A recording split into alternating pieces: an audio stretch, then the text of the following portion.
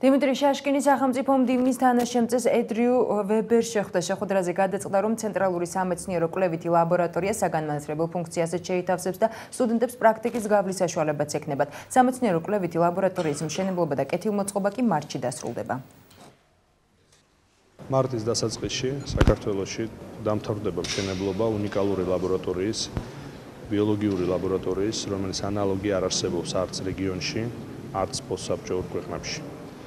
ამერიკის შეერთებული შტატების თავდაცვის დეპარტამენტი ამთავრებს ამ ლაბორატორიების მშენებლობას, რომელიც მოგვცემს ჩვენ შესაძლებლობას, რომ ჩატარდეს ბიოლოგიური კვლევები და ჩვენ მეცნიერებს ექნებათ უნიკალური შესაძლებლობა, რომელიც არ აქვს არც ერთ ქვეყანას პოსტსაბჭოურ ქვეყნებში, არც რეგიონში, რომ ჩაატარონ უნიკალური ცდები.